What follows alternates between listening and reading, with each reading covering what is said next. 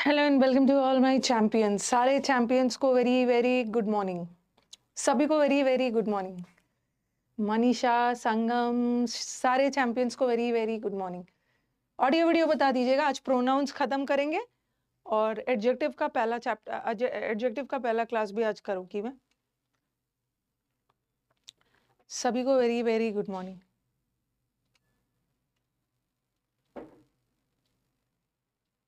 ठीक है, तो चलो स्टार्ट किया जाए। मतलब स्टार्ट किया, कंटिन्यू किया जाए। कल मैं आपको हु और हुम वाला करवा रही थी, जो कि हमने कवर कर लिया था। कहाँ हु लगता है, कहाँ हुम लगता है। ठीक है, आज हम लोग चलेंगे विच और दैट। हु और हुम वाला कर लिया था, विच और दैट। और लेट अस स्टार्ट। एक बार ऑडियो वीडियो बता देना।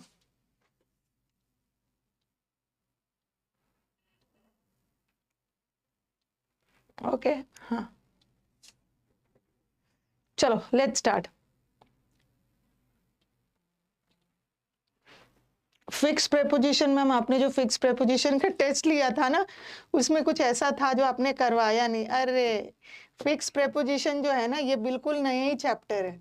ये मत सोचना ना कि मैंने जो प्रेपोजिशन में पढ़ाया है वही वाला फिक्स प्रेपोजिशन में यूज हो रहा है। फिक्स प्रेपोजिशन एक अलग ही चैप्टर होता है। इसका नाम ही है फिक्स प्रेपोजिशन। इसका मतलब है ये वर्ड अपने साथ ये वाला फिक्स प्रेपोजिशन लेता है। इसको आपको रटना है, इसमें कोई कॉन्सेप्ट और थ्योरी नहीं है। चलो, विच और दैट, कल मैंने आपको बताया था विच और दैट पर्सन के साथ भी यूज होता है और विच और दैट थिंग्स के साथ भी यूज हो सकता है। विच और दैट सबसे पहले, हाँ, दोनों के साथ यूज हो सकता है। जैसे मैंने आपको बताया था, विच जब भी हम चॉइस करते हैं, जब भी हम किसी चीज को चूज करते हैं या चॉइस की बात आती है तो हम विच का यूज करते हैं। चाहे पर्सन हो या थिंग हो, वहां पे हम विच का यूज करते हैं। जैसे I don't know which of the servants, मुझे नहीं पता है कि कौन से सर्वेंट ने ग्लास को तोड़ा। तो आपको लगेगा सर्वेंट तो पर्सन है, पर्सन के लिए तो हु आना चाहिए, बट बहुत सारे सर्वेंट में से कोई एक तोड़ा होगा ना, तो विच लगा। The house has 2 rooms, house के पास 2 रूम है, जिसमें से स्मॉल वाला रूम किचन की ओर जाता है। तो 2 रूम में से किसी एक को चुन रहे हैं ना, द स्मॉलर ऑफ विच लगाओ, दैट भी नहीं लगाओगे। चॉइस के लिए हम विच लगाते हैं। चाहे पर्सन का चॉइस हो रहा है, चाहे थिंग का चॉइस हो रहा है, उसके लिए विच लगाएं। इसको लिखिए। आज हम लोग का प्रोनाउंस खत्म हो जाएगा और लास्ट में टाइम बचेगा, एडजेक्टिव भी स्टार्ट कर लेंगे। क्लास को जल्दी खत्म करने से बेटर है कि दूसरा टॉपिक भी स्टार्ट कर लेंगे।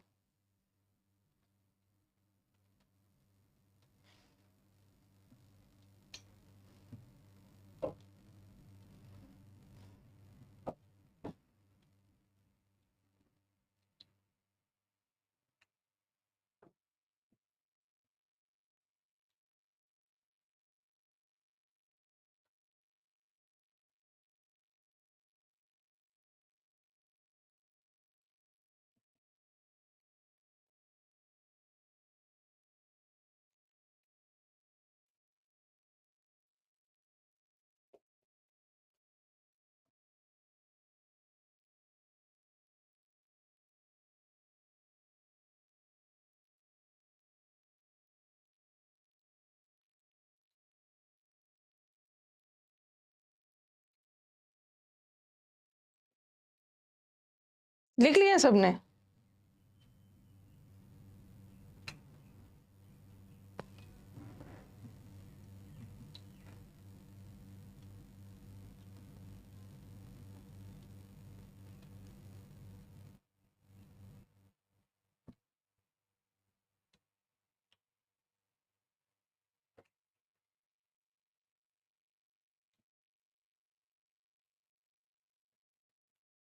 ओके, ये हो गया।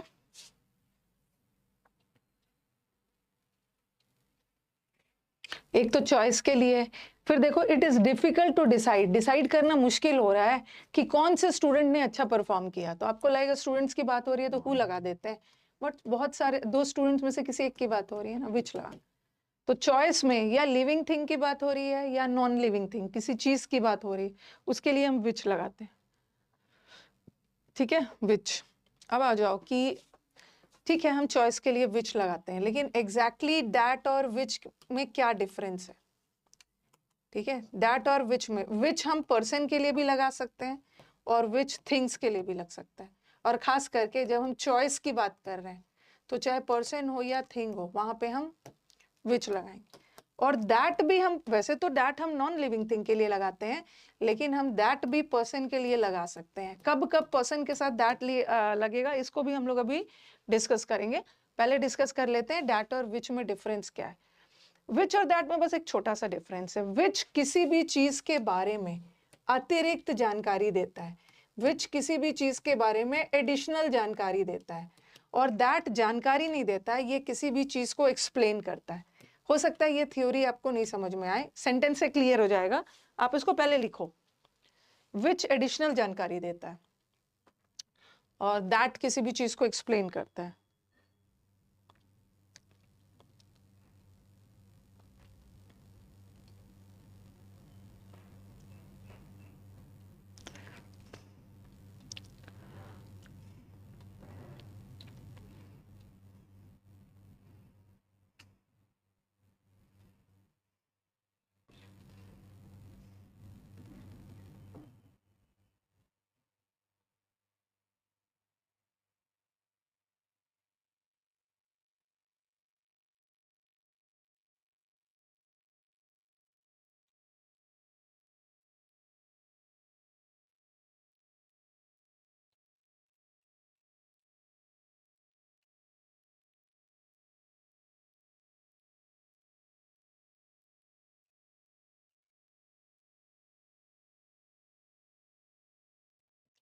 ओके हाँ, अब देखो, मैंने अगर ये सेंटेंस लिखा, I will give you the news, ये सेंटेंस का मीनिंगफुल सेंस जा रहा है ना, ये सेंटेंस का मीनिंगफुल सेंस जा रहा है। ओके ऐसा नहीं है कि ये सेंटेंस अधूरा है। I will give you the news, मैं तुम्हें न्यूज दूंगी, ये तो ये सेंटेंस अपने आप में मीनिंगफुल जा रहा है। ओके अब मुझे इसमें एक कुछ एक्स्ट्रा जोड़ना है। यहां तक तो ये सेंटेंस मीनिंगफुल जा रहा है, कोई टेंशन नहीं है, I will give you the news. लेकिन अगर मेरे को बताना है ना कौन सा न्यूज, जो कल मैंने न्यूज़पेपर में पढ़ा, तो मैं इस न्यूज के बारे में अतिरिक्त जानकारी दे रही हूं, तो मैं क्या यूज करूंगी, which I read in the newspaper. मैं तुम्हें वही वाला न्यूज दूंगी मैंने न्यूज़पेपर में पढ़ा। तो ये सेंटेंस में ये ऐड करने की जरूरत नहीं थी। अगर ये ऐड नहीं भी था, ये सेंटेंस में मैंने ये वाला पोर्शन ऐड नहीं भी किया होता, बट ये सेंटेंस अपने आप में मीनिंगफुल सेंस दे रहा था। I will give you the news, मैं तुम्हें न्यूज दूंगी। यहाँ तो बस मैंने एक्स्ट्रा इंफॉर्मेशन जोड़ा। कौन सा न्यूज, वो न्यूज जो मैंने न्यूज़पेपर में पढ़ा था। तो यहाँ तो बस मैं इस न्यूज के बारे में एक्स्ट्रा बात बोल रही हूँ। अगर ये बात मैं ना भी बोलूँ ना, फिर भी सेंटेंस का सेंस मीनिंगफुल जा रहा है। तो जब भी एक्स्ट्रा इंफॉर्मेशन देना हो तो उसके लिए आप विच का यूज करना, ठीक है, विच का यूज करना। अब मैंने लिखा ऑल विच या दैट ग्लिटर्स, हर चमकने वाली चीज सोना नहीं होती, इज नॉट गोल्ड।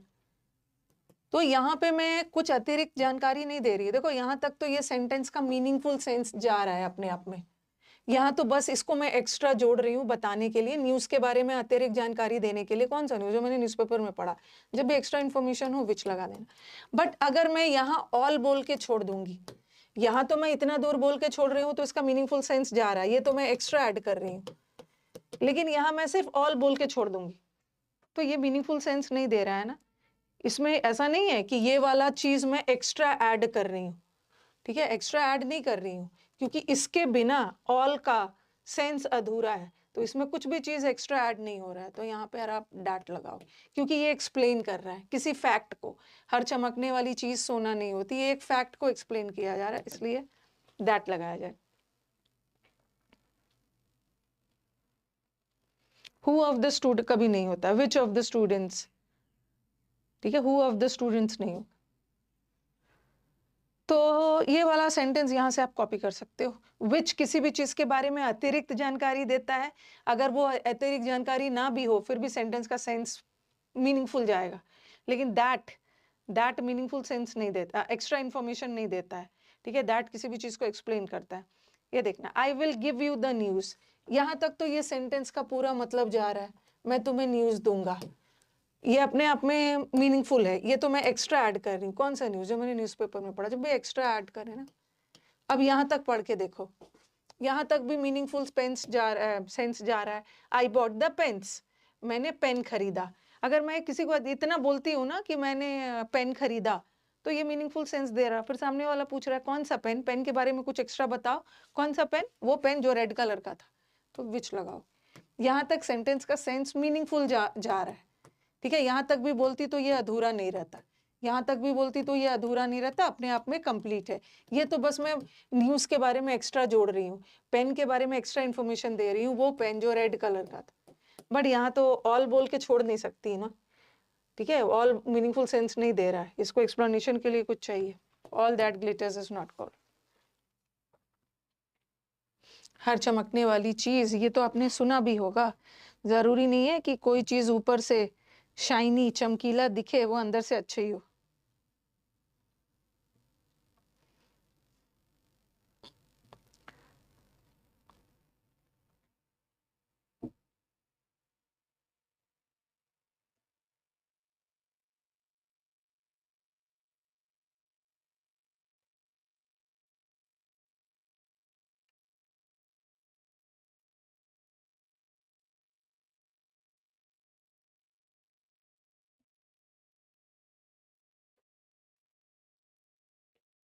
ठीक है, ये भी हो गया। Next, he talked on the phone for hours, ये भी अपने आप में मीनिंगफुल सेंस दे रहा है ना। वो घंटों फोन पे बात किया, ये कहीं से अधूरा नहीं लग रहा है। वो घंटों फोन पे बात किया, ये अपने आप में मीनिंगफुल सेंस दे रहा है। यहाँ तो मैं एक्स्ट्रा जोड़ रही हूँ। उसके बाद करने के वजह से ना, घंटों बात करने के वजह से उसके पे मतलब मैं इरिटेट हो गई, तो ये तो मैं एक्स्ट्रा जोड़ रही हूँ। और एक्स्ट्रा के लिए विच लगाना। Again, he went to Kanyakumari, ये कहीं से अधूरा नहीं लग रहा है। यहाँ पे बस मैं कन्याकुमारी के बारे में एक्स्ट्रा नॉलेज दे रही हूँ। कन्याकुमारी जो कि चेन्नई से 500 किलोमीटर है, तो यहाँ भी विच लगाना। जब भी कुछ एक्स्ट्रा इन्फॉर्मेशन दिया जा रहा है, विच लगाना। अगर एक्स्ट्रा इन्फॉर्मेशन ना भी देते ना, फिर भी सेंटेंस का सेंस बनता।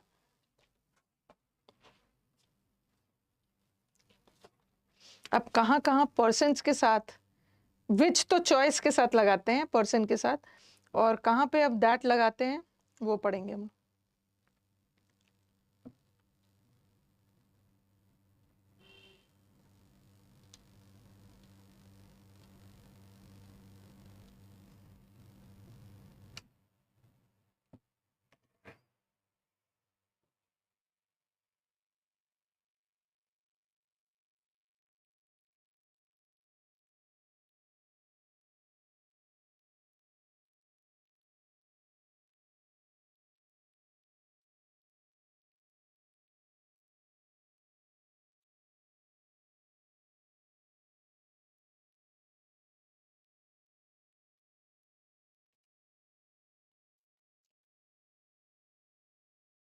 चलो अब यूजेस ऑफ दैट पे फोकस करते हैं। लिख लिया है ना सबने?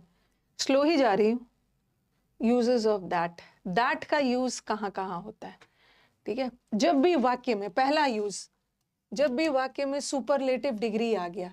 वैसे तो मैं एडजेक्टिव में पॉजिटिव, कंपैरेटिव और सुपरलेटिव पढ़ाऊंगी, बट कई बार मैंने सुपरलेटिव डिग्री का जिक्र किया है, ठीक है। जैसे सुपरलेटिव डिग्री का मतलब क्या होता है? जब तुलना बहुतों में हो रहा है। गुड का मतलब है अच्छा, बेटर का मतलब है दो में अच्छा, और बेस्ट मतलब सबसे अच्छा।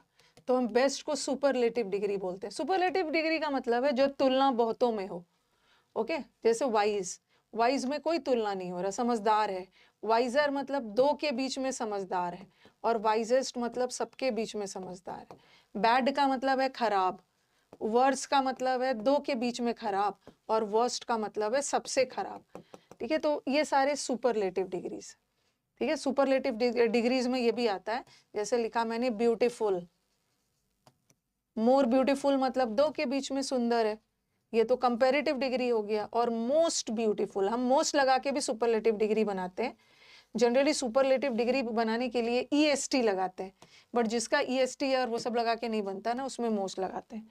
तो ये सारे सुपरलेटिव डिग्री है,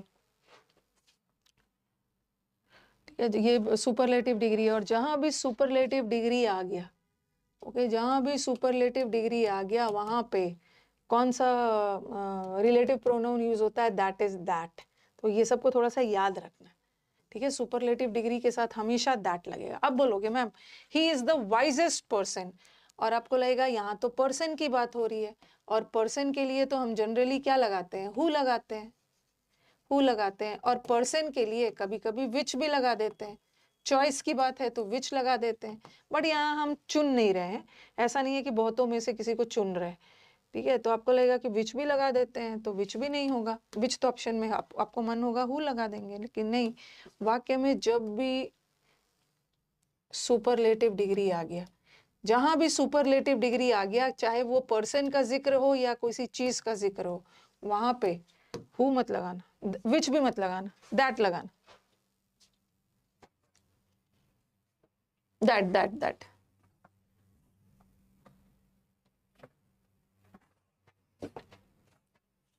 ये वाला ना शिवम, शिवम, अच्छा छोड़ दो, ठीक है, आएगा तो भेज देना।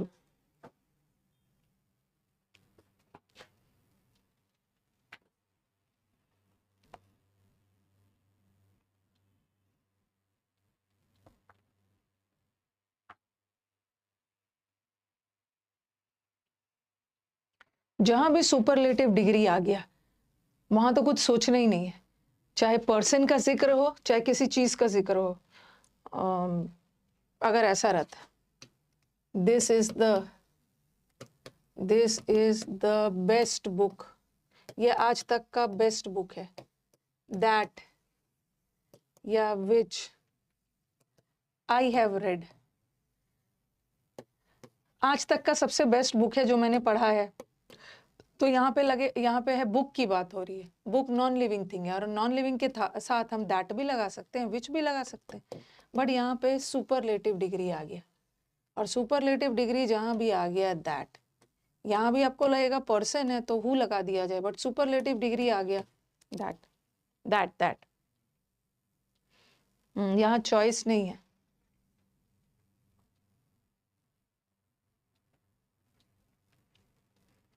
इसीलिए विच नहीं लगा रहे, दैट लगा रहे।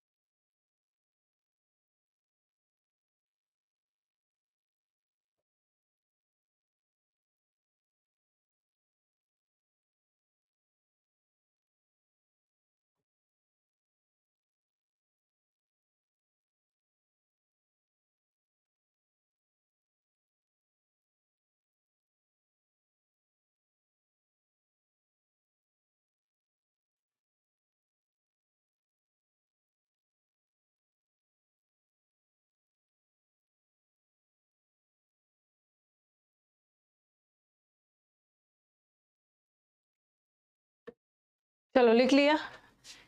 एक तो हम लोग अभी यूजेस ऑफ दैट पढ़ रहे हैं, दैट का यूज कहाँ होगा, सुपरलेटिव डिग्री के साथ। This is the best piece of advice, ये आज तक का बेस्ट एडवाइस है। तो यहाँ पे बेस्ट है, सुपरलेटिव डिग्री आ गया, और सुपरलेटिव डिग्री के साथ विच भी नहीं लगता, सुपरलेटिव डिग्री के साथ दैट दैट दैट। वो क्यों नहीं लगेगा फर्स्ट में, क्योंकि सुपरलेटिव डिग्री आ गया ना,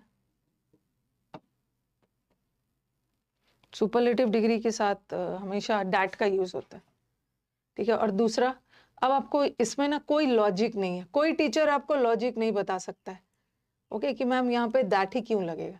आपको कुछ वर्ड्स याद रखना है, जब भी वाक्य में ऑल आ गया, जब भी वाक्य में एनी आ गया, अलोन आ गया, एनीथिंग आ गया, नन आ गया, नथिंग आ गया, सेम आ गया, सच आ गया, ओनली, एवरीथिंग आ गया, ये सब हमेशा अपने साथ दैट ही लेता है, दैट, ठीक है। जिसमें से सेम आता है, ओनली भी आता है, एग्जाम में सब इंपॉर्टेंट है, मतलब सारा इंपॉर्टेंट वाला ही डाला है मैंने। ये सब वर्ड्स को आपको याद रखना है।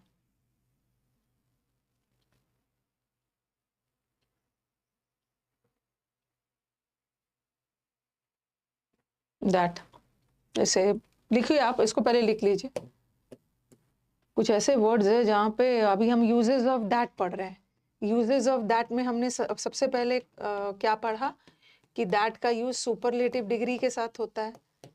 ठीक है, इतने ही वर्ड्स याद रखना है, बहुत बुक में यहाँ तक दे देंगे, वो सब इंपॉर्टेंट नहीं है, इतना याद रख लो काफी है। सुपरलेटिव डिग्री के साथ दैट का यूज होता है। अब कुछ आपको वर्ड्स याद रखने से, ओनली आता है, ओनली वर्ड जहां भी रहे, सेम रहे, सच रहे, ठीक है, ऑल रहे, जहां लिविंग या नॉन लिविंग, हमेशा दैट लगेगा। दैट दैट, इसके पीछे ऐसा कोई कॉन्सेप्ट नहीं है कि क्यों लगता है, कुछ हमें रूल्स भी पढ़ना होता है।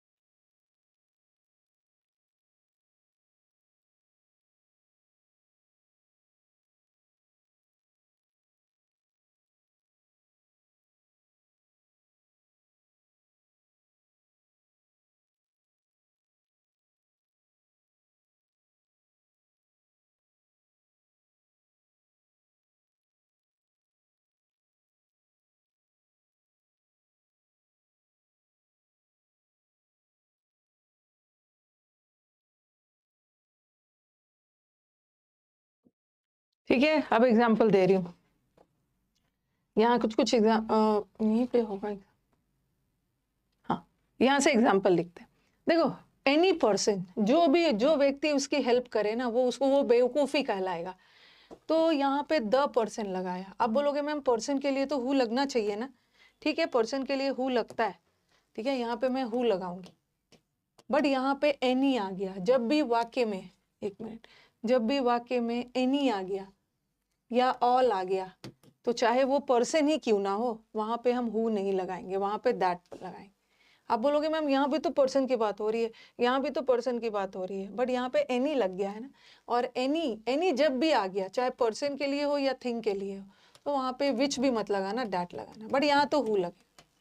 अब देखो, देयर इज लिटिल, बहुत लिटिल ही है जो हम उसको कर सकते हैं हेल्प करने के लिए, और लिटिल वर्ड भी आ गया, ठीक है, लिटिल वर्ड भी आ गया, वहां विच भी लगा देंगे, दैट भी लगा देंगे। अब डैट लगाना, यहाँ पे दैट, यहाँ भी एनी के वजह से दैट, यहाँ लिटिल वर्ड की वजह से दैट, बट यहाँ एनी लिटिल नहीं है, हु लगा, हु।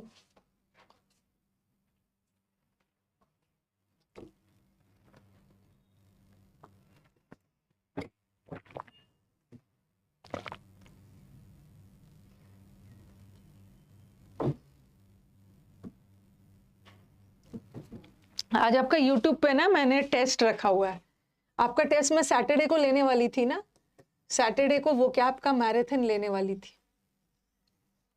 ठीक है, ये नहीं, ये सब हटा लेना और वहां डाल देना। सैटरडे को वोकैब का मैराथन लेने वाली थी, जो कि मैं नहीं ले पाई थी। अभी तक मैंने समुद्र मंथन में जितना भी आपको वोकैब पढ़ाया है, उसी का टेस्ट है यूट्यूब पे 11:30 बजे, तो वो टेस्ट आप लोग आके दोगे। आज का फर्स्ट हाफ एकदम इंग्लिश के नाम, फिर 2 बजे के बाद से आप इंग्लिश मत पढ़ना, दूसरा टॉपिक मतलब दूसरा सब्जेक्ट पढ़ना, ओके। तो टेस्ट आके जरूर दीजिएगा।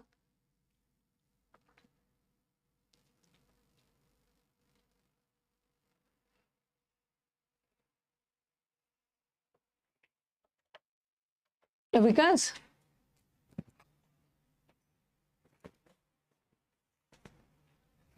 तो जैसे ये 1 बजे वाला बैच है ना, 1 बजे वाले बैच में इंफॉर्मेशन पहुंचाना है कि यूट्यूब पे जो मैंने सैटरडे को क्लास नहीं लिया था, तो आज यूट्यूब पे लूंगी। तो कैसे कर, क्या मैं पहुंच, हमारे पास नोटिफिकेशन का एक सिस्टम आता है कि हम पार्टिकुलर लोग को पहुंचा सकते हैं, ऐप में हमारे है। हाँ, तो जो 1 बजे वाला बैच है ना, उसको अभी डाल दो, ताकि वो 11:30 बजे आ, ठीक है। वो कैब क्लास यूट्यूब, वो कैब का क्लास शेड्यूल नहीं है, शेड्यूल है, डाला है। वो कैब का समंदर मंथन का क्लास है आज, ठीक है, आज आपका 1 बजे समंदर मंथन का क्लास है।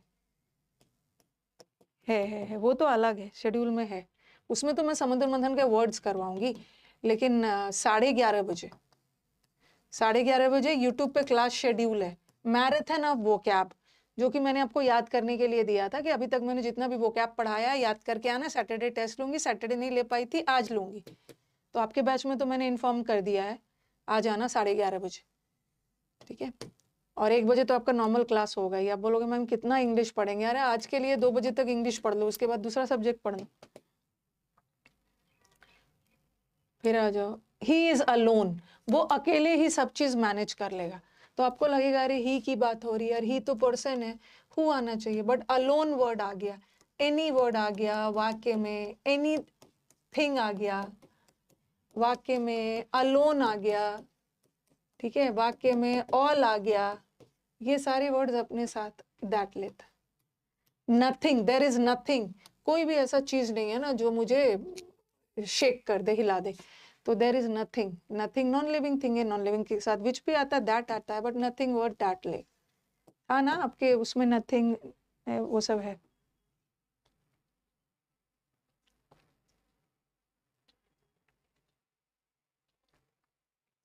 मैन, ये आपके प्रीवियस ईयर है, PYQ। Man is the only animal, man ही एक ऐसा प्राणी है जो बोल सकता है। तो मैन के बारे में बात हो रही है, आपको लगेगा मैन के बारे में बात हो रही है तो चलो हु लगाते हैं, बट जब भी वाक्य में ओनली आ गया, ओनली आ गया, ओनली वर्ड हमेशा दैट लिखे। तो मैंने लिखा this is the only book, एकमात्र यही बुक है जो मेरे को चाहिए, विच या दैट आई नीड। तो लगेगा अरे बुक है, बुक के लिए तो विच भी लगा सकते, दैट भी लगा सकते, बट ओनली वर्ड जहां भी आ गया, चाहे वो चीज के लिए हो, चाहे वो किसी लिविंग थिंग के लिए हो, वहां पे दैट लग, दैट।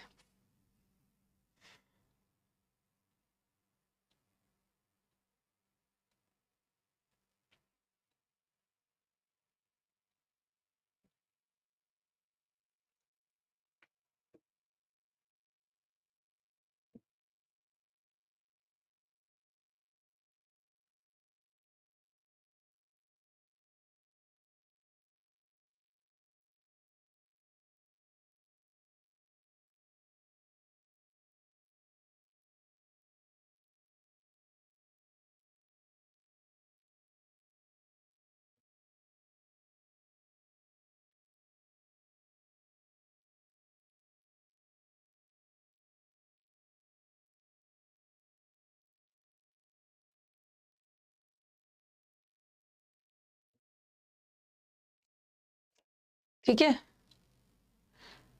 अब दूसरा, he is not such a boy, ये ऐसा बॉय नहीं है ना जिस पे भरोसा किया जा सकता है। और सच के साथ, आपने तो ये तो कंजंक्शन में भी पढ़ा है, सो के साथ, सच के साथ दैट का यूज, दैट का यूज।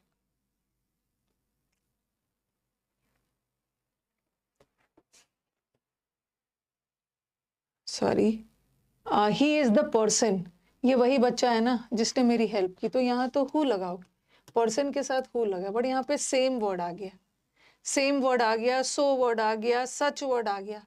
वहां पे आप बोलोगे मैम यहाँ भी तो पर्सन है, तो पर्सन के साथ यहाँ तो आपने हु लगाया, बट यहाँ पे दैट क्यों लगा दिया? Just because of the word same, same की, this is the same book that I need.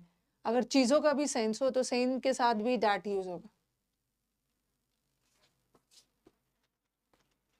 अब हम डैट का थर्ड यूज करेंगे।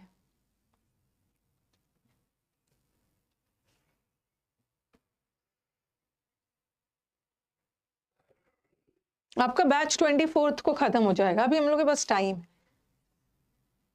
ठीक है। 20 और सैटरडे भी क्लास ले लूंगी, 24th 24, अच्छा हाँ, इसमें मैंने क्लास में बताने के बावजूद भी बच्चे पूछते रहते हैं। 24th मई को ये बैच एंड हो जाएगा, ठीक है। 24th मई को एंड होगा और 24th मई तक आपका वो वाला वोकैब का बैच भी चलेगा। 24th मई तक आपका वोकैब का बैच चलेगा, ओके। जैसा हफ्ते में 3 दिन चलता है वैसा चलेगा, मंडे, वेंसडे, फ्राइडे, vocab का बैच चलेगा ऐसा, लेकिन 24 मई के बाद, ठीक है, 24 मई के बाद से ये वाला क्लास मैंने 1 बजे के बैच में बता ही दिया था, ये बैच जो है ये तो खत्म हो जाएगा क्योंकि ग्रामर का सारा टॉपिक्स खत्म, नया बैच आएगा 26 से, ये भी खत्म। लेकिन जो ये वोकैब वाला बैच है ना, इसको मैं और थोड़ा सा लंबा चला दूंगी। वर्ड्स तो मैं खत्म कर दूंगी, बट मुझे फिक्स प्रीपोजिशन और फ्रेजल वर्ब्स उसमें करवाना है। तो ये 24 मई के बाद ये बैच सिर्फ सैटरडे चलेगा, ठीक है, सैटरडे 1 बजे। और ये सैटरडे 1 बजे तक मैं जुलाई तक इसको कंटिन्यू कर दूंगी, जुलाई तक, क्योंकि अगस्त में आपका एग्जाम है ना, तो ये वाला जो सैटरडे पूरा जुलाई या अगस्त का आधा आपके एग्जाम के पहले तक करवा दूँ। संडे नहीं होगा, संडे ऑफिस बंद रहता है।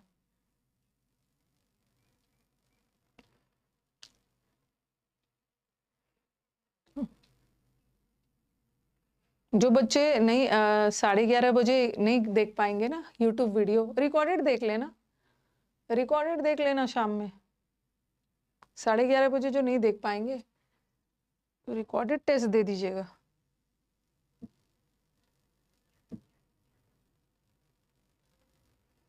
उस दिन मैं नहीं ले पाई थी।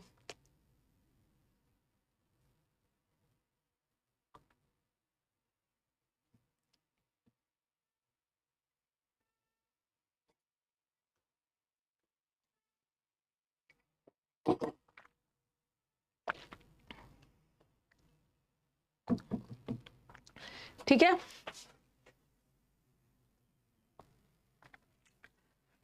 He is the person, practice batch and हो जाएगा, सिर्फ वो कैप का चलेगा। ये वाला भी हो गया।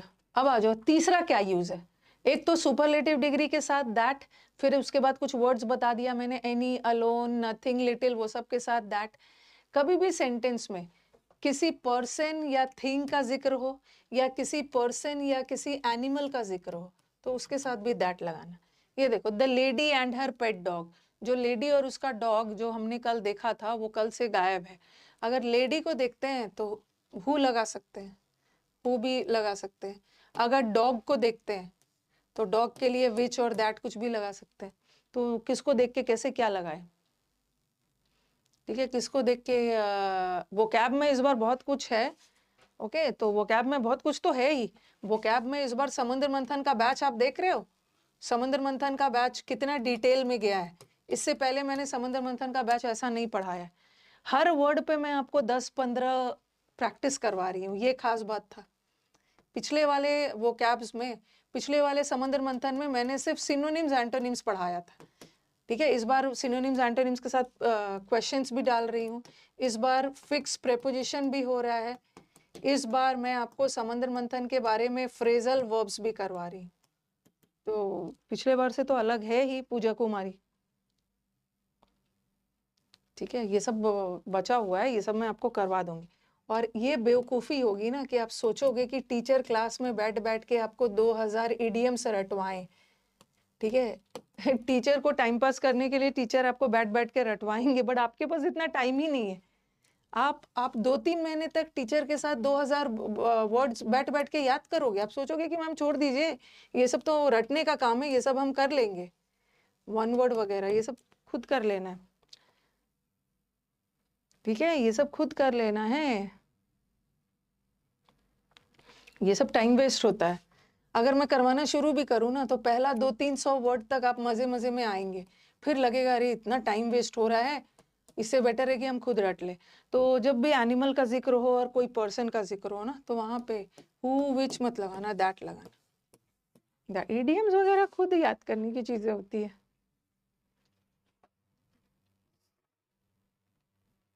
इडियम्स वगैरह जब हमारे एग्जाम में 8-9 मंथ्स बचे हैं, ठीक है, 8-9 महीने बचे हैं, अभी हाल फिलहाल में कोई एग्जाम नहीं है, तब मजे मजे में टाइम ले लेके इडियम्स को याद कर रहे हैं, ओके। वो सब उस समय के लिए होता है ना जब हमारे पास 8, 9, 10, 11, 1 साल बचा हुआ है।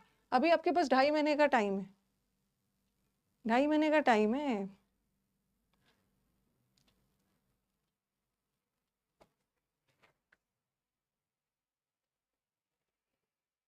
ये तो हो गया हु और हुम वाला। अब मुझे एक और चीज बताना है, ठीक है।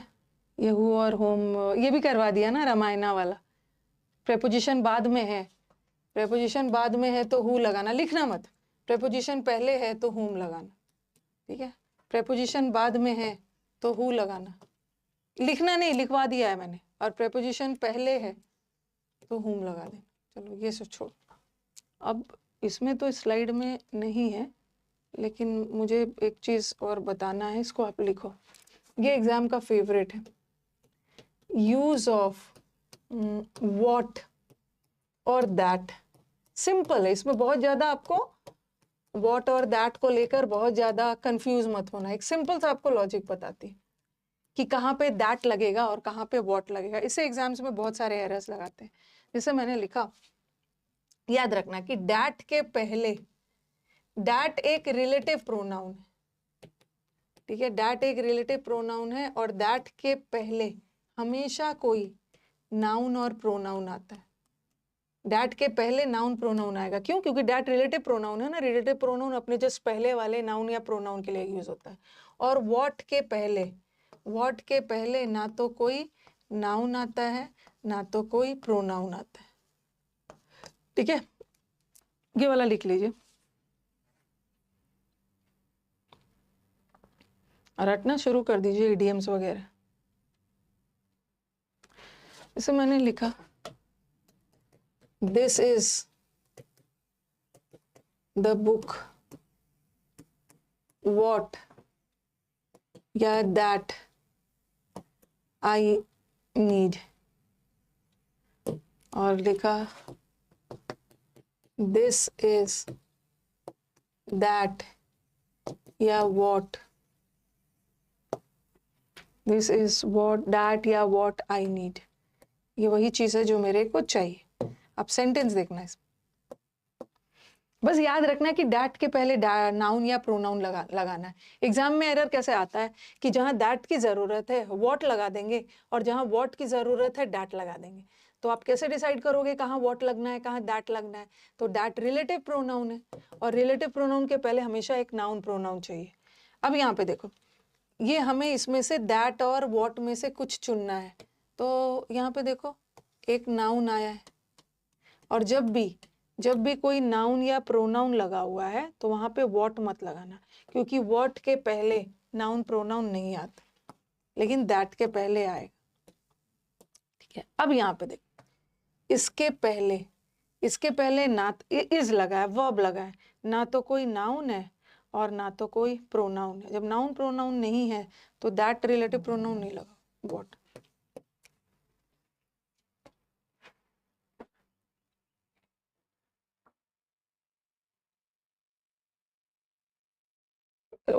आई सॉ, अच्छा पहले आप लिख लो, वो वर लेडी और पेट डॉग के लिए आया है। लास्ट 5 साल का इडियम्स कर लोगे ना आशीष, नहीं होता है, क्योंकि इडियम्स बड़ा खतरनाक चीज है, ठीक है। इडियम्स मतलब इतना इनके पास पूछने के लिए है ना, और अजीब अजीब सब पूछ देते हैं। अगर आप सोचोगे ना कि लास्ट 5 साल का इडियम करके चले जाएंगे, कोई गारंटी नहीं है, ठीक है। अगर आपको प्रीवियस ईयर करना ही है ना तो मतलब बहुत सारा करके जाना होगा।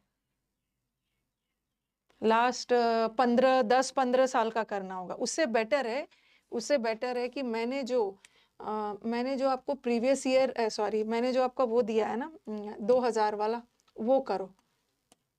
2000 वाला प्लस ईडीएम्स का जो आपके समुद्र मंथन बैच में जो शीट दिया है, वहां से 95% ईडीएम्स आ जाएंगे।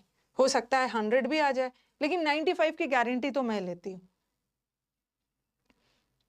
95% की गारंटी मैं ले रही हूँ, वहां से आ जाएगा। क्योंकि मैंने जो 2000 इडियम्स डाला है ना, वो सारे एग्जाम्स का डाला है, सिर्फ एसएससी का नहीं डाला है, ठीक है। एसएससी में मतलब सीजीएल एमटीएस वाला ही सब नहीं डाला है, उसमें मैंने मतलब उसका भी डाला है, सीडीएस एनडीए वाला भी डाला है, और DSSB का भी डाला है, और सिलेक्शन पोस्ट और वो सब का भी डाला है। तो इधर उधर भटकने से बेटर है ना, 5 साल में कुछ नहीं होगा। हो सकता है पिछले 5 साल का करोगे ना तो 1-2 इडियम मैच कर जाए या वो भी ना करे। अगर आप चाहते हो कि कोई ऐसा जगह मिले जहां से मैं इडियम्स करूं और 95% की गारंटी तो यहाँ दे रही हूँ, ये कर लो, यहीं से करना और कहीं से नहीं करना है। हाँ, अब यहाँ पे स्टूडेंट पूछ रहे हैं मैम लेडी और पेट डॉग वाला में, वो लेडी और पेट डॉग के लिए लगा है।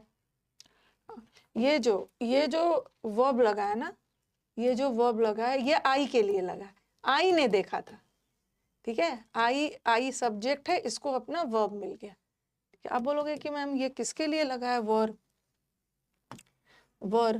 तो ये जो वर है, ठीक है, द लेडी जो दैट लगा है, दैट जिसको मैंने देखा था, देखा किसको था, लेडी को भी देखा था और उसका डॉग को भी देखा, दोनों को देखा था ना, उसके लिए वर है, उसके लिए। प्रैक्टिस बैच खत्म हो जाएगा, प्रैक्टिस वाला जो आपका क्लोज टेस्ट वाला है ना, ठीक है, क्लोज टेस्ट PQRS वाला है वो खत्म हो जाएगा। अब वो सिर्फ सैटरडे को समुद्र मंथन चलेगा, ठीक है। जब वो बैच स्टार्ट हुआ था तो उसी समय हम लोगों ने बोला था कि ये बैच 3 मंथ्स का है, ठीक है, लेकिन हम लोग का 3 मंथ से ज़्यादा लग गया था, 4 मंथ्स कर लिया था। हमने 28 जनवरी से स्टार्ट किया था। सिर्फ समुद्र मंथन चलेगा, क्योंकि समुद्र मंथन मैंने शुरू में भी आपको बोला था, देखो समुद्र मंथन का मैं बोल तो रही हूँ 3.5 मंथ, बट ये लंबा जा सकता है क्योंकि हम लोग डिटेल में प्रैक्टिस के साथ चल रहे हैं, ये लंबा जा सकता है। तो इसको मैं जुलाई लास्ट, या अगर हमें ज़रूरत पड़ी तो सीजीएल तो 13 है, मतलब जुलाई अगस्त में भी 1 हफ्ता ले सकते हैं, अगस्त में भी ले सकते हैं। तो डैट का यूज़ हमने कर लिया और ये तो हो ही गया। अब आ जाओ, ये जल्दी जल्दी कर लेते हैं। वैसे ये मैंने आपको सब्जेक्ट वर्ब चैप्टर में पढ़ा दिया है, ओके। सब्जेक्ट वर्ब चैप्टर में आपको पढ़ाया था ना, यूज ऑफ डिस्ट्रीब्यूटिव प्रोनाउन आता है। अभी तक हम लोग रिलेटिव प्रोनाउन पढ़ रहे थे, ठीक है। हमने पर्सनल प्रोनाउन पढ़ा, हमने रेसिप्रोकल पढ़ा, हमने रिफ्लेक्सिव पढ़ा, हमने रिलेटिव प्रोनाउन पढ़ा। अब डिस्ट्रीब्यूटिव प्रोनाउन में क्या आता है, एवरी नहीं डाला क्योंकि एवरी प्रोनाउन नहीं होता, एवरी एडजेक्टिव होता है। ईच, ईदर, नीदर, एनी, ये सब सब्जेक्ट वर्ब में पढ़ा दिया है ना। ये ईच, ईदर, नीदर हमेशा सिंगुलर होता है, ये सब सिंगुलर प्रोनाउंस है, तो ये वर्ब भी सिंगुलर लेगा। सब्जेक्ट वर्ब में तो ये पढ़ चुके हो। ईच ऑफ द स्टूडेंट्स, ठीक है। जब भी अगर ऐसा रहता है, एक बार थोड़ा सा रिपीट कर देती हूँ। मैंने लिखा था ईच स्टूडेंट वॉज प्रेजेंट, यहाँ पे ईच प्रोनाउन नहीं है, ये स्टूडेंट नाउन है, और नाउन के साथ प्रोनाउन थोड़ी आता है, नाउन के बदले प्रोनाउन आता है ना, तो इसको हम प्रोनाउन नहीं मान सकते क्योंकि नाउन प्रोनाउन एक साथ नहीं आता है। अगर नाउन है तो प्रोनाउन नहीं रहेगा, प्रोनाउन है तो नाउन नहीं रहेगा, तो ये डिस्ट्रीब्यूटिव एडजेक्टिव, ये डिस्ट्रीब्यूटिव एडजेक्टिव। और हमने अपना वर्ब किसको देखकर लगाया, ईच को नहीं देखा, क्योंकि यहाँ का ईच तो एडजेक्टिव है और वर्ब लगाते समय एडजेक्टिव को नहीं देखना है, अपना सब्जेक्ट को देखना है। और ईच हमेशा सिंगुलर होता है, उसके बाद आने वाला नाउन भी सिंगुलर है और वर्ब भी सिंगुलर। अगर मैंने इसी में ऑफ लगा दिया और आपको बताया भी है, ऑफ लगाकर हम क्या करते हैं, चूज करते हैं, one of, each of, neither of. जब भी ऑफ आता है ना तो हम चूज करते हैं, चूज या तो 2 के बीच में करते हैं या 2 से ज्यादा के बीच में। तो जब ऑफ आ गया, ऑफ आ जाता है तो नाउन तो प्लूरल हो जाएगा बट वर्ब सिंगुलर ही रहेगा, ठीक है, वर्ब सिंगुलर ही रहेगा। वर्ब यहाँ भी वॉज और यहाँ भी वॉज। यहाँ मैंने वो किसको देख के लगाया, स्टूडेंट को। और आप बोलोगे कि मैम यहाँ स्टूडेंट्स को क्यों नहीं देखा, क्योंकि बीच में प्रेपोजिशन आ गया है और प्रेपोजिशन के बाद ऑब्जेक्ट आ गया, और हम वर्ब लगाते समय ऑब्जेक्ट नहीं देखेंगे। यहाँ का ईच सब्जेक्ट है और मैंने इसको सब्जेक्ट क्यों माना, क्योंकि यहाँ का ईच प्रोनाउन है। प्रोनाउन को हम वाक्य का सब्जेक्ट मान सकते हैं और सिंगुलर होता है, इसलिए वर्ब भी सिंगुलर। ये सब तो कर लिया।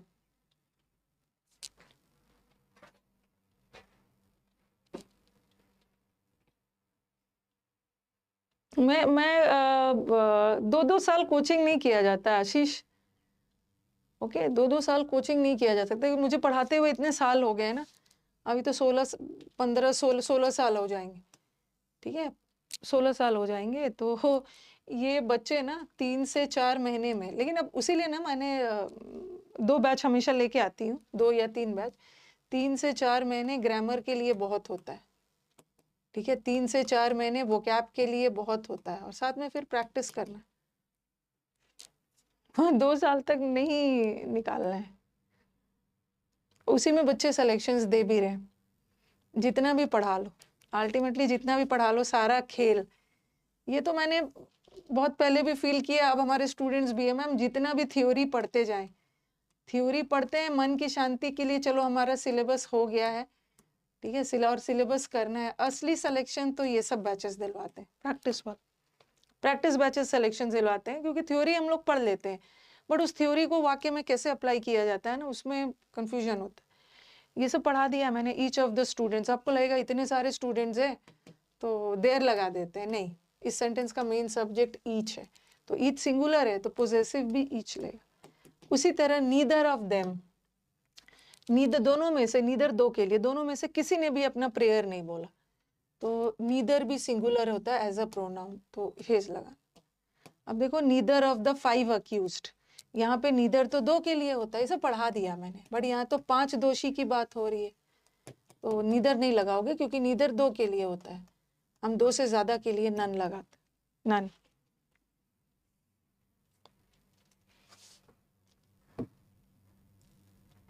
एक दो चीज ना, मतलब मेरे कई सारे स्टूडेंट्स हैं जिन्होंने 2 साल में भी सिलेक्शन लिया है, कई 3 महीने में भी लिया है, कई 1 साल में भी लिया है, और कई बच्चे हैं जो 4 to 5 मंथ्स की तैयारी में भी लिए हैं।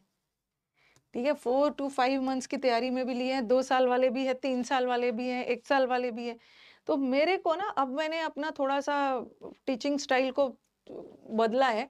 अब मैं कोशिश कर रही हूँ ना कि मैं अपना पढ़ाने का स्टाइल कुछ ऐसा किया जाए ना कि बच्चे 4 से 5 मंथ में, 4 से 5 में मतलब पूरा जी जान लगा देना है, मजे मजे में नहीं, 4 से 5 मंथ वाला सिलेक्शन टाइप वाला बच्चों को पढ़ाना है, क्योंकि मैं, और आराम से हो जाएगा। एसएससी का कोई रॉकेट साइंस का एग्जाम नहीं है, क्योंकि हमारे स्टूडेंट्स को मैथ्स भी तो पढ़ना है, हमारे स्टूडेंट्स को जीएस पढ़ना है, रीजनिंग पढ़ना है, कंप्यूटर पढ़ना है, ये सब कब पढ़ेंगे जब इसी में इतना बिजी रहेंगे। ठीक है, तो मैं अपने सब्जेक्ट के ये सब के लिए तो मैं कुछ नहीं कर सकती क्योंकि मुझे नॉलेज नहीं है, लेकिन ये सब को मैं कुछ अपने इंग्लिश को तो कुछ ऐसा बनाऊं ना कि कम के से कम सिलेक्शन में कुछ स्ट्रैटेजी बनाया जाए कि बच्चों को कम समय में सिलेक्शन दिलवाया जाए, बैचेस को ऐसे ही बनाया जाए। सबसे पहला एग्जाम तो स्टेनो का ही है, उन्हीं के साथ धोखा हो गया। ही हैज 3 सन्स, 3 बेटे हैं, और नीदर तो 2 के लिए यूज होता है ना, 2 से ज्यादा के लिए हम नीदर नहीं लगाते ना, ये तो पढ़ा दिया। Every student is expected, every के बाद नाउन सिंगुलर आएगा, वर्ब भी सिंगुलर आएगा, और पोजेसिव भी सिंगुलर आएगा। यस, देर मत लगाना, ऑल के साथ देर है। Any person can do the work, और एनी सिंगुलर होता है, सिंगुलर है तो एनी के साथ दे नहीं लगाना, ही लगाना, और ही लग गया तो ट्राई नहीं लगेगा, ट्राइज लगे।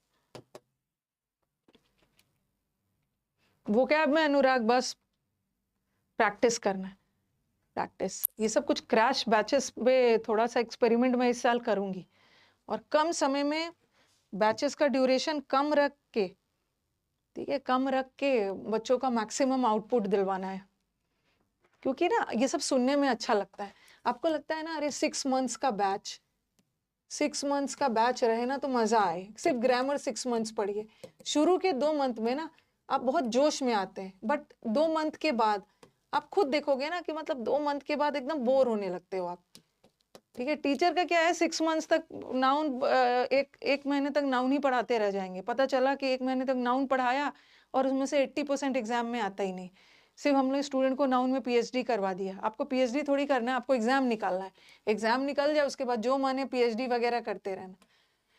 तो 2 मंथ्स के बाद स्टूडेंट्स का ना खुद बोरिंग लगने लगता है, बार बार आता है मैम ग्रामर कब तक खत्म होगा, ग्रामर कब तक खत्म होगा, मैं और कितना क्लासेस है, क्योंकि बोर होने लगते हैं। और कभी कभी ऐसा भी होता है ना कि हम लोग लंबा ग्रामर को खींच देते हैं और तब तक एग्जाम आ गया, और जब प्रैक्टिस करने बैठते हैं तो क्वेश्चन ही नहीं बनता है। 6 महीना तो सिर्फ थ्योरी में ही बर्बाद कर दिया, प्रैक्टिस किया ही नहीं है। तो ऐसा टाइप से बनाना है। और एवरी मैन, ये भी आपको मैंने बता दिया कि जब भी सेंटेंस में एंड आ गया तो एंड में तो प्लूरल होता है, बट यहाँ पे एवरी लगा है ना, एवरी, और एवरी हमेशा सिंगुलर होता है, तो वर्ब भी सिंगुलर होगा और पोजेसिव भी सिंगुलर होगा, देयर नहीं। अब आप बोलोगे मैम हिज लगा दीजिए, हिज तो तब लगाते हैं ना जब जेंडर क्लियर नहीं होता है, स्टूडेंट के लिए हिज लगा देते, बट यहाँ तो मैन भी है और वुमेन भी है। उस केस में देखना है ना कि वर्ब के नजदीक जो है वुमेन, उसके अकॉर्डिंग पोजेसिव लगाइए।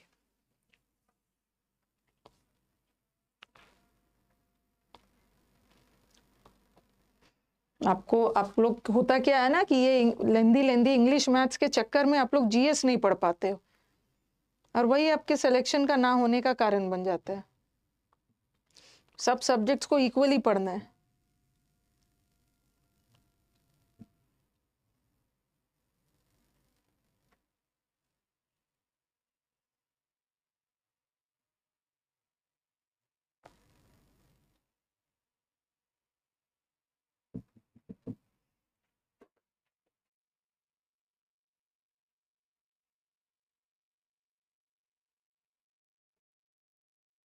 कई मैं स्टूडेंट से मिलती हूँ जिसका मैथ्स में ठीक ठाक नंबर है, जिसका मैथ्स में इंग्लिश में भी बहुत ज्यादा नहीं, ठीक ठाक नंबर है, बट इन दोनों से फेवरेट सब्जेक्ट उसका जीएस है। कई बच्चों को देखती हूँ जीएस पढ़ने में बड़ा इंटरेस्ट है, इसमें थोड़ा थोड़ा कम नंबर लाके उसने बाजी इसमें मार लिया, सिलेक्शन उसका हो गया। सिलेक्शन हो गया तो चारों सब्जेक्ट्स में आपको ऐसा नहीं है कि एकदम एक्सीलेंट होना है, बट चारों सब्जेक्ट्स में आप थोड़ा सा अबव एवरेज भी जाते हो तो सिलेक्शन पक्का है। 6 वाला, any person can do the work if he tries. Any singular होता है, वर्ब भी सिंगुलर। तो प्रोनाउंस आपका खत्म हो गया। आज चलो एडजेक्टिव, अभी हमारे पास आधे घंटा टाइम है। किसी भी चीज के लिए हम लोग सही स्ट्रैटेजी बनाए ना तो कम समय में हमें रिजल्ट मिल सकता है। कभी कभी हमारी स्ट्रैटेजी सही नहीं बन पाती है, या सही स्ट्रैटेजी मिलने में टाइम लग जाता है।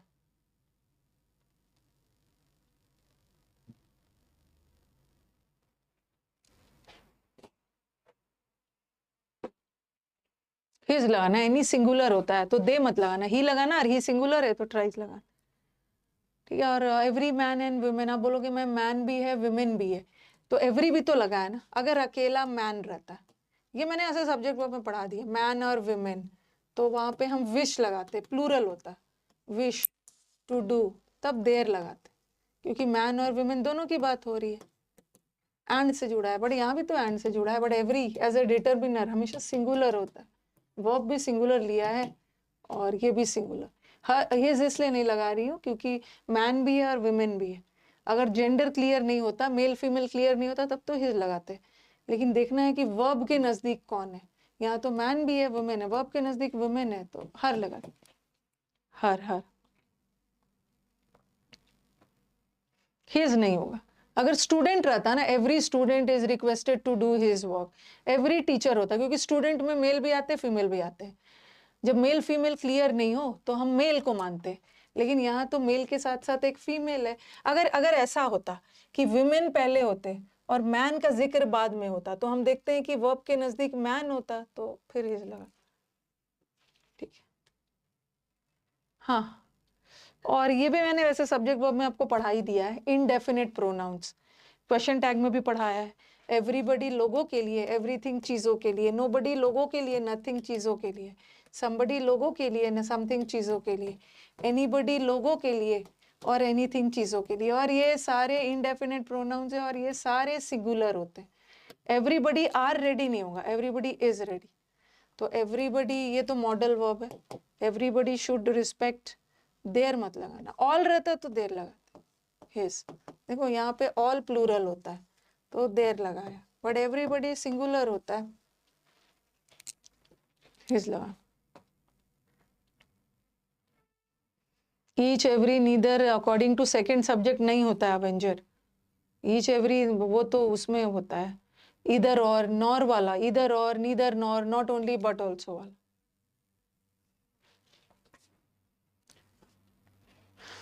लिख के डन बोलिए। एडजेक्टिव का बेसिक तो करवा ही दूंगी, कल हम लोग रूल्स वगैरह चलेंगे।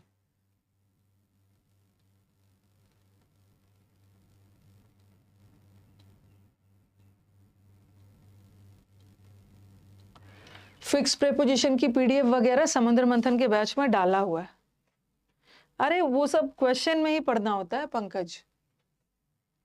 Nobody was ready to leave, उसी तरह नोबडी सिंगुलर होता है, नोबडी वर नहीं होता, नोबडी वॉज, अगर ये सिंगुलर है, पोजेसिव भी सिंगुलर।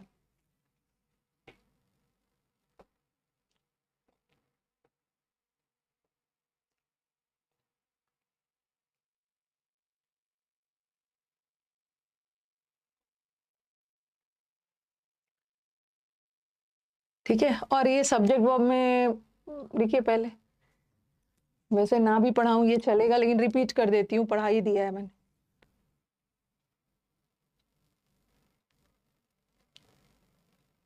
स्टेनो स्टूडेंट्स ना ज्यादा स्ट्रैटेजी वगैरह नहीं पूछिए, ओके। स्टेनो स्टूडेंट्स अपने काम में लग जाइए। सबसे पहला एग्जाम 3 या 6 अगस्त ऐसे ही है ना, कुछ आप ही का है। आपके साथ धोखा कर दिया एसएससी ने। सबसे लास्ट में स्टेनो होता था।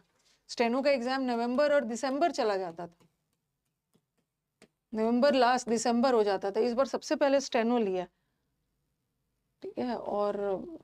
और सबसे बड़ा और क्या चीज है, पिछले साल का रिजल्ट ही नहीं निकाला है अभी तक, फाइनल रिजल्ट नहीं दिया है, सीपीओ का भी नहीं दिया है। अरे मेरे पीछे पड़ जाते हैं सबके, मैम आप सीपीओ के लिए कुछ बोलिए, 2024 का रिजल्ट, मेरे बोलने से रिजल्ट थोड़ी आ जाएगा, ओके। सीपीओ 2024 का रिजल्ट मेरे बोलने से, मेरे एसएससी मेरी बात थोड़ी मानेगा, आ जाएगा वो भी। अच्छा, लास्ट ईयर 10 दिसंबर को हुआ था, हाँ 10, 11, 12 ऐसा टाइप से था कुछ। आप बोलिए, आप बोलिए। आप लोग ये सोच के चले हो ना कि लग रहा है कि एसएससी को मैं जो बोलूंगी वही कर देंगे। वैसे लिख क्यों रहे हो, ये सब तो मैंने पढ़ा ही दिया है, ये सब मैंने आपको पढ़ा दिया है सब्जेक्ट वर्ब में, फिर से लिख रहे हो। ये तो वैसे ही रिवीजन के लिए आ गया।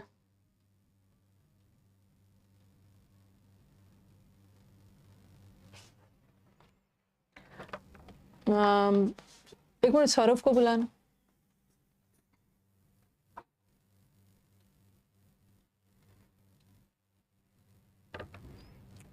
अरे इसका नंबर क्लिक करो, और ये जो टॉर्चर किया हुआ है इसको मैंने बोला कल कॉल करने के लिए, आप इसका नंबर क्यों नहीं उठा रहे हो? उसको मैंने भेजा है कल से, वो परेशान है। इसे कर लो बात। Nobody was ready to leave his seat. कल मैंने इसको बोला था 11 o'clock में करने के लिए। शायद बात हो भी गई हो, मैं अभी चेक।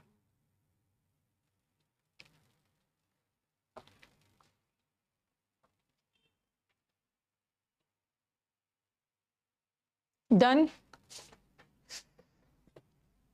ये वाला भी मैंने आपको पढ़ा दिया, वैसे लिखो नहीं, ये वाला मत लिखो, ठीक है। द स्टूडेंट, जब भी वाक्य एज वेल एज से जुड़ा है, किसको देखते हैं? पहला वाला। पहला वाला में स्टूडेंट्स प्लूरल है तो देर लगाना, मत लिखिए इसको। उसी तरह ही इज वन ऑफ दो स्टूडेंट्स, वन ऑफ दोज, ये हु किसके लिए आया है? रिलेटिव स्टूडेंट्स के लिए, और स्टूडेंट्स प्लूरल है ना, तो देर लगाना।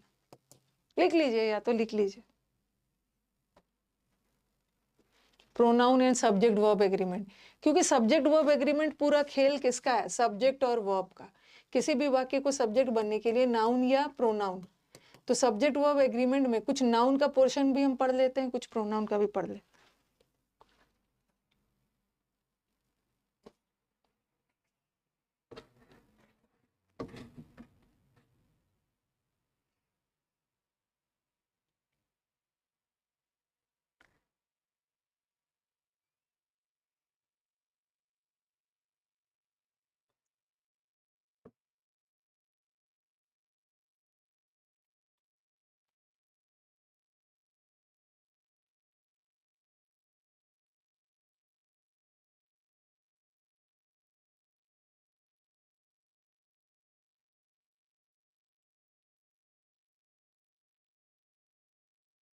लिख लिया सबने?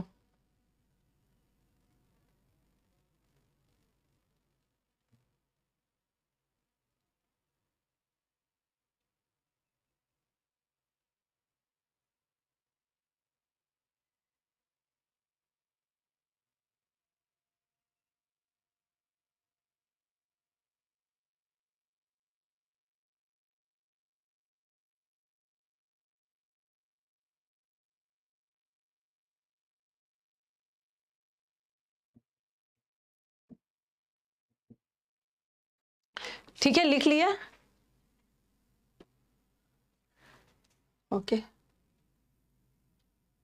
नीदर राम, नीदर और नॉर वाले में किसको देखते हैं? जो वर्ब के नजदीक है।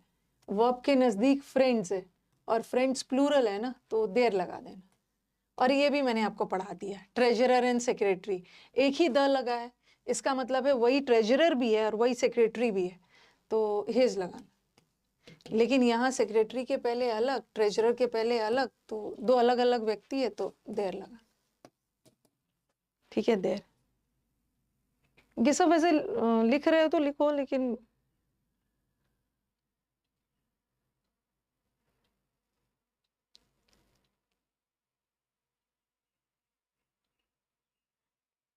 अभी मैं एडजेक्टिव शुरू करूंगी।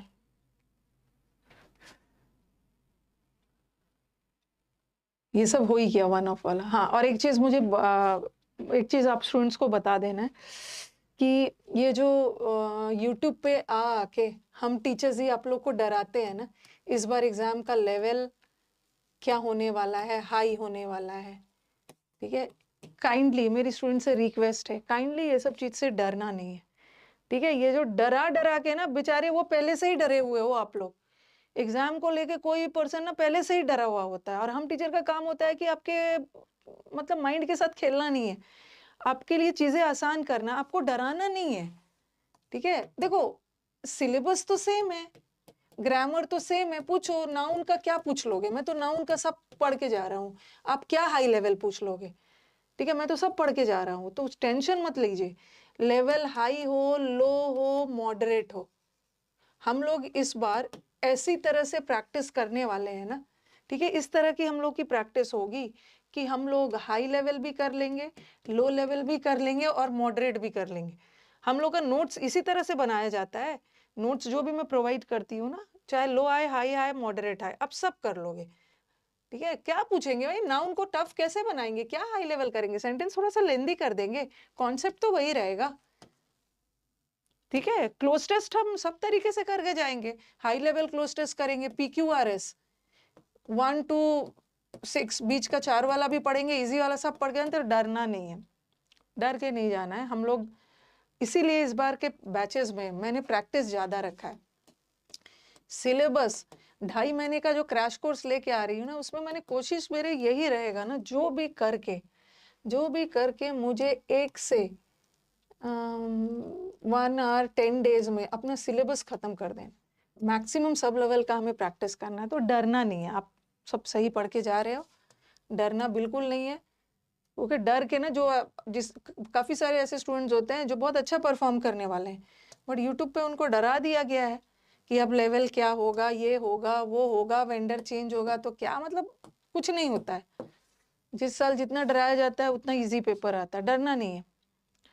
ओके, डरना नहीं है, कुछ टफ वगैरह नहीं आएगा। अब आ जाओ, अब हम लोग का लास्ट 2 चैप्टर बच गया है, दैट इज एडजेक्टिव और एडवर्ब। ठीक है, अब अभी हमारे पास टाइम है, इसको मैं आराम आराम से पढ़ाऊंगी, मेरे दोनों चैप्टर खत्म हो जाएगा। ठीक है, सैटरडे को भी क्लास रहेगा, अगर मैं सैटरडे क्लास नहीं भी लेती हूँ फिर भी काम हो जाएगा, बट फिर भी हम लोग सैटरडे पढ़ेंगे। ओके, अच्छे से कंप्लीट कर लेंगे। अब आ जाओ, लास्ट 2 चैप्टर एडजेक्टिव्स पे चलते हैं। What are adjectives? एडजेक्टिव्स को हिंदी में बोलते हैं विशेषण। Adjectives are describing words. Adjective का काम क्या होता है? विशेषता बताने वाले वर्ड्स एडजेक्टिव्स होते हैं। ठीक है, और एडजेक्टिव किसकी विशेषता बताता है? संज्ञा या सर्वनाम की विशेषता बताने वाले वर्ड्स एडजेक्टिव्स होते हैं। नाउन या प्रोनाउन की विशेषता बताने वाले वर्ड्स एडजेक्टिव्स होते हैं। जैसे मैंने लिखा, राम इज ऑनेस्ट, और राम की जगह मैंने ही लगा दिया। राम नाउन है और नाउन की जगह मैंने प्रोनाउन लगा दिया, ही इज ऑनेस्ट। तो यहाँ पे ऑनेस्ट किसकी ईमानदार है, किसकी विशेषता बता रहा है? राम की। राम नाउन है, तो नाउन की विशेषता बताने वाले वर्ड्स भी एडजेक्टिव होते हैं, और ही क्या है? प्रोनाउन। प्रोनाउन की विशेषता बताने वाले वर्ड्स भी एडजेक्टिव्स होते हैं। तो एडजेक्टिव का काम होता है नाउन और प्रोनाउन की विशेषता बताना। ठीक है।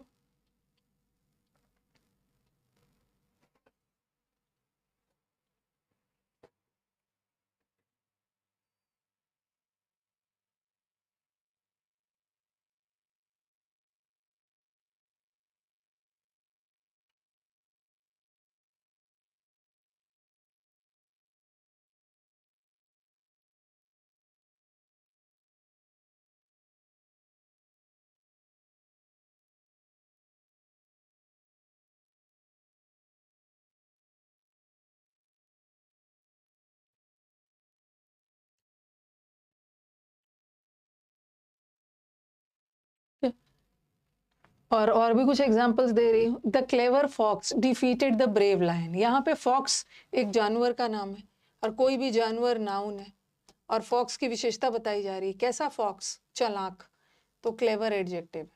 उसी तरह लायन नाउन है। कैसा लायन? बहादुर, ये भी एडजेक्टिव है। नाउन की विशेषता, प्रोनाउन की विशेषता बताने वाले words adjective. Solomon was a wise king. King क्या है? नाउन। कैसा किंग? बहुत समझदार, ये भी एडजेक्टिव है। The grapes are sour. अंगूर खट्टे, अंगूर की विशेषता बताई जा रही है। अंगूर नाउन है, नाउन की विशेषता एडजेक्टिव। ये तो बस बेसिक बता रही, ठीक है। कहाँ से अभी नाम, कहाँ से कैसे क्या आएगा?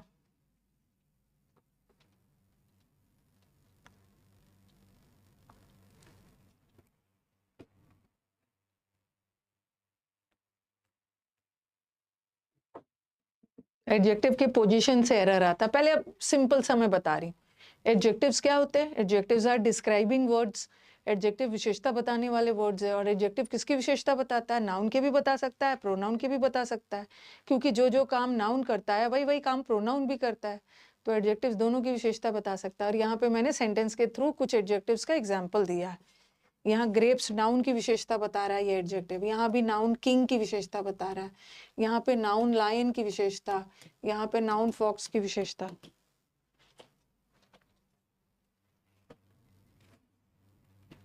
ये सब जल्दी जल्दी लिख के खत्म करिए, ये सब बेसिक्स है। शी वोर a beautiful dress. Dress noun है। कैसा ड्रेस? ड्रेस की विशेषता बता रहा है। कैसा? Beautiful. The weather is pleasant. आज का मौसम बहुत सुहावना है। ये प्लेजेंट वर्ड किसकी विशेषता बता रहा है? वेदर। वेदर नाउन है, आर्टिकल लगा है और आर्टिकल नाउन के साथ ही तो लगता है। और वैसे भी ये सब वर्ब है और वर्ब किसके लिए लगता है? वर्ब सब्जेक्ट के लिए लगता है। और किसी भी वर्ड को सब्जेक्ट होने के लिए नाउन या प्रोनाउन, तो ये नाउन है और नाउन की विशेषता प्लेजेंट। एडजेक्टिव बता, एडजेक्टिव।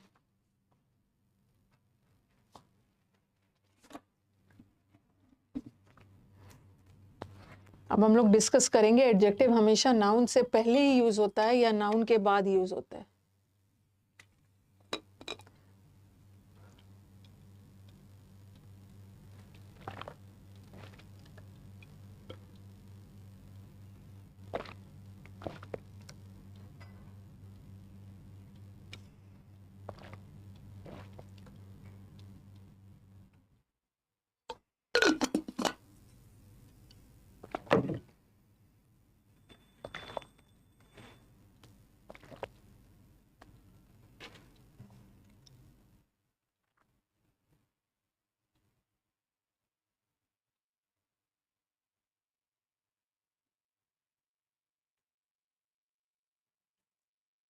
हो गया? ठीक है, हो गया ये भी। हाँ, अब आ जाओ। ये तो हमने सीखा। अरे चलो अलग से स्लाइड लेती। अभी तक हमने सीखा कि एडजेक्टिव्स होता क्या है। एडजेक्टिव्स डिस्क्राइबिंग वर्ड्स होता है और नाउन और प्रोनाउन की विशेषता बताने वाले वर्ड्स एडजेक्टिव्स होते हैं। नाउन या प्रोनाउन की विशेषता बताने वाले वर्ड्स एडजेक्टिव होते हैं। अब आपके दिमाग में आएगा कि मैम एडजेक्टिव का यूज नाउन से पहले होता है या नाउन के बाद होता है? दोनों तरीके से होता है। कभी कभी हम एडजेक्टिव का यूज नाउन से पहले भी करते हैं। नाउन के यूज ऑफ एडजेक्टिव्स, यहाँ से एरर्स आता है। अगर एडजेक्टिव का दो तरीके से यूज होता है। एक होता है एट्रीब्यूटिव यूज, बता रही हूँ, एट्रीब्यूटिव यूज ऑफ एडजेक्टिव। अब आप बोलोगे मैम ये क्या होता है? एडजेक्टिव का एट्रीब्यूटिव यूज किसको बोलते हैं? ये कब होता है? when adjective comes before a noun। जब कोई भी एडजेक्टिव नाउन के पहले आता है, comes before noun। जब नाउन से पहले आता है तो उसको एडजेक्टिव का एट्रीब्यूटिव यूज बोलते हैं। और एक होता है प्रीडिकेटिव यूज। प्रेडिकेटिव यूज कब होता है एडजेक्टिव? जब वो नाउन के बाद आता है। तो एडजेक्टिव का यूज नाउन से पहले भी हो सकता है, नाउन के बाद भी हो सकता है। नाउन से पहले आता है तो उसको बोलते हैं एट्रीब्यूटिव यूज, और नाउन के बाद आता है, ठीक है, तो उसको बोलते हैं प्रेडिकेटिव यूज। सेंटेंस के थ्रू समझ में आ जाए। ये प्रेडिकेटिव यूज कब होता है? When adjective comes after noun. After noun के बाद प्रेडिकेटिव और नाउन से पहले एट्रीब्यूट। देखिए इसको पहले,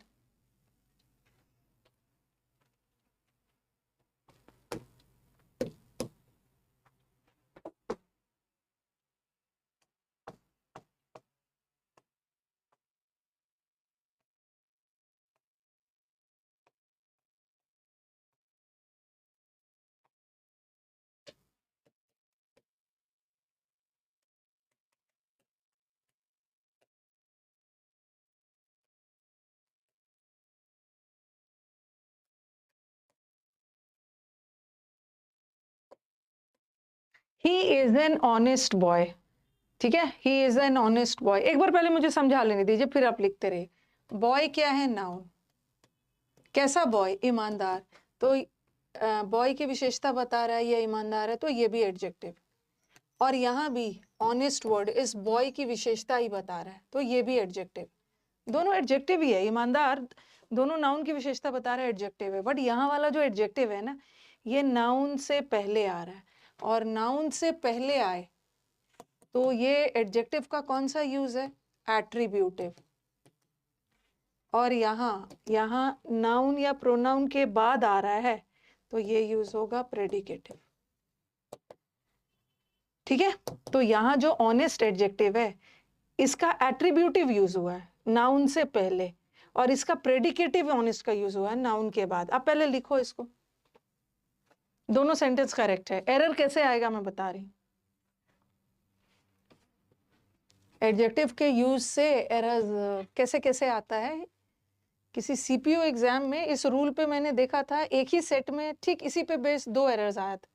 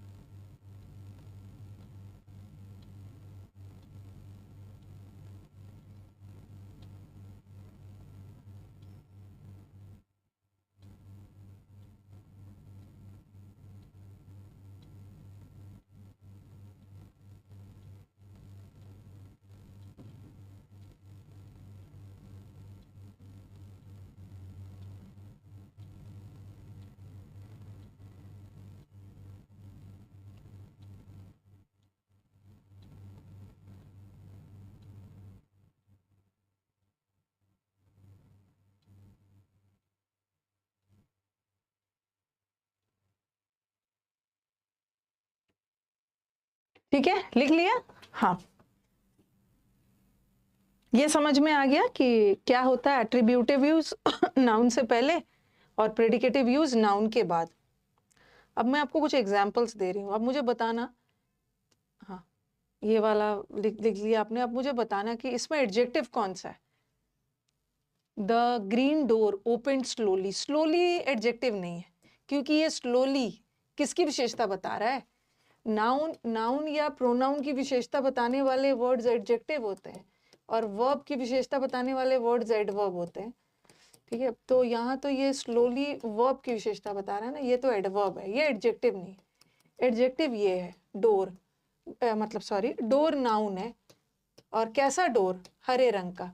तो ये नाउन की विशेषता बता रहा है ना, दरवाजे की विशेषता कैसा, तो ये एडजेक्टिव हो गया। ठीक है, again the stretch of water, water का जो स्ट्रेच था यहाँ से यहाँ तक लेके जितना दूर का पानी था वो काफी रिस्की था, तो ये स्ट्रेच की विशेषता बता रहा, द लगा है, स्ट्रेच नाउन है, वाटर के स्ट्रेच की बात बताई जा रही है, वाटर की नहीं विशेषता बताई जा रही, ये तो ऑब्जेक्ट हो गया, सब्जेक्ट की विशेषता बता रहा स्ट्रेच, और स्ट्रेच नाउन है, आर्टिकल लगा है, नाउन आर्टिकल के साथ लगता है, आर्टिकल नाउन के साथ लगता है, ये डेंजरस एडजेक्टिव। ठीक है, और he is an efficient officer, officer noun है, कैसा ऑफिशिएंट, ऑफिसर एफिशिएंट।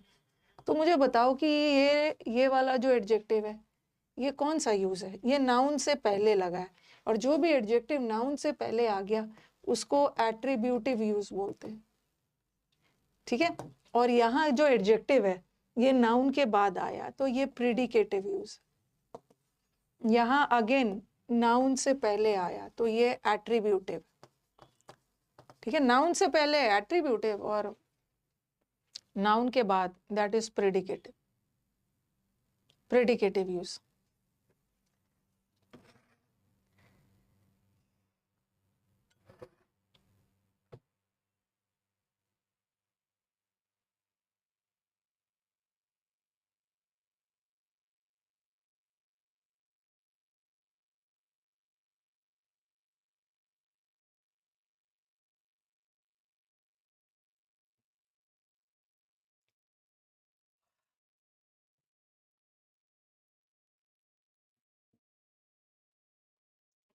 ठीक है, again the milk turn sour, milk खट्टा हो गया था, तो ये मिल्क की विशेषता बता रहा है, नाउन के बाद अगर आ रहा है तो वो हो गया प्रीडिकेटिव यूज ऑफ एडजेक्टिव, और यहाँ नाउन हो या प्रोनाउन के बाद भी आ रहा है तो ये भी हो गया प्रीडिकेटिव यूज। ठीक है, अब आपके दिमाग में आएगा कि मैम इसे एरर्स कैसे आते हैं। 80% एडजेक्टिव्स होते हैं, 80 या 90% एडजेक्टिव्स ऐसे होते हैं जिसका प्रेडिकेटिव यूज भी होता है और जिसका एट्रीब्यूटिव यूज भी होता है, वहां से एरर नहीं आता है। ओके, जैसे मैंने लिखा, जैसे लिखा मैंने the door is green, the door is green, और फिर मैंने लिखा the green door, the green door was beautiful. तो अब देखो यहाँ पे जो एडजेक्टिव ग्रीन है ना, यहाँ पे जो एडजेक्टिव ग्रीन है ये नाउन के बाद आ रहा है, नाउन के बाद आ रहा है तो ये प्रेडिकेटिव यूज है, और यहाँ जो एडजेक्टिव है नाउन से पहले आ रहा है तो एट्रीब्यूटिव यूज है।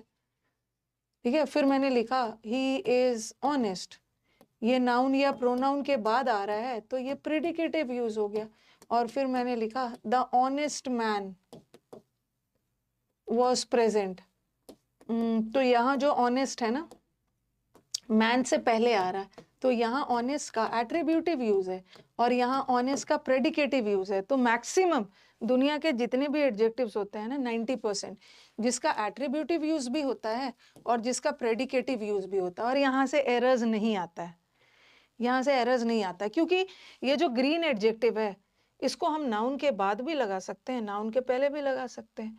ऑनेस्ट ऐसा एडजेक्टिव है नाउन प्रोनाउन के बाद भी लगा सकते हैं, प्रोनाउन के पहले मतलब पहले भी लगा सकते हैं, लेकिन यहाँ से एरर नहीं आएगा। लेकिन 90% के अलावा कुछ 10% ऐसे एडजेक्टिव्स है, ठीक है, जिसका सिर्फ और सिर्फ 90% का तो एट्रीब्यूटिव और प्रेडिकेटिव दोनों यूज होता है, तो वहां से क्यों एरर पूछेंगे, क्योंकि उस केस में दोनों सेंटेंस करेक्ट होगा क्योंकि नाउन के पहले भी लगा सकते हैं, नाउन के बाद भी लगा सकते हैं। बट 10% ऐसे एडजेक्टिव्स होते हैं ना जिसका एट्रीब्यूटिव यूज होता ही नहीं है, उसका हमेशा और हमेशा प्रेडिकेटिव यूज होता है, और हमारा सारा एरर्स इस 10% से ही आएगा। ठीक है, इस 10% वाले से ही आएगा, जिसको मैं कल करवाऊंगी, टाइम लगेगा। ठीक है, तो यही वाला मुझे करवाना है। कुछ ऐसे एडजेक्टिव्स होते हैं जिसका हमेशा प्रेडिकेटिव यूज होता है, जिसका दोनों तरीके से यूज किया जा सकता है, वहां से एरर नहीं आएगा, क्योंकि वहां पे कोई एरर नहीं है, दोनों हो सकता है। 10% ऐसे एडजेक्टिव्स है जिसका एट्रीब्यूटिव तो नहीं, प्रेडिकेटिव यूज होता है। ठीक है, तो ये वाला कल कर लेंगे, टाइम लगने वाला। इसको करवाने में मुझे आधा घंटा टाइम लगेगा, टाइम हो गया, कल करेंगे। ठीक है, अभी लिखो नहीं, कल लिखना, कल लिखना।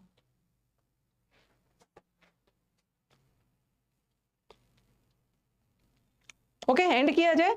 अब आज यूट्यूब क्लास भी है ना, अब यूट्यूब क्लास में आएंगे सब, इसी बहाने आपका वोकैब रिवीजन होगा ना। रिवीजन से नहीं भागना है, रिवीजन में पढ़ा हुआ वर्ड्स हमेशा याद रहता है। 11:30 से देखती हूँ कितना वर्ड्स करवा पाती हूँ मैं। 100 का मैं टारगेट लेके चल रही हूँ, जितना आपके बैच में पढ़ाया है वहीं से सारे क्वेश्चंस। और फिर आपका 1 बजे भी बैच है, कोई दिक्कत नहीं। आज थोड़ा इंग्लिश पढ़ लीजिए, ज्यादा 2 बजे के बाद मत पढ़िएगा, दूसरा सब्जेक्ट पढ़ना है। ओके